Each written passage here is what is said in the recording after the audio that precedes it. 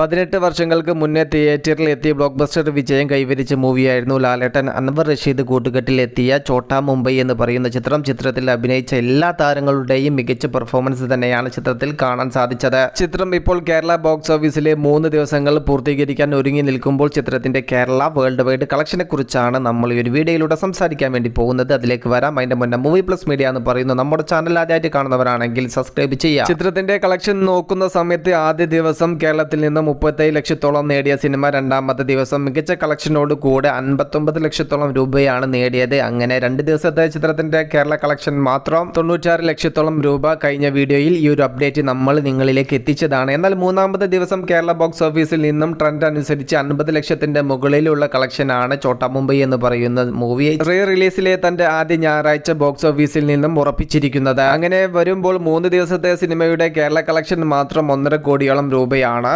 Release ചെയ്ത് weekend collection മികച്ച രീതിയിൽ തന്നെയാണ് കേരളത്തിൽ നിന്നും സിനിമ നേടിയെടുക്കാൻ സാധിച്ചത്.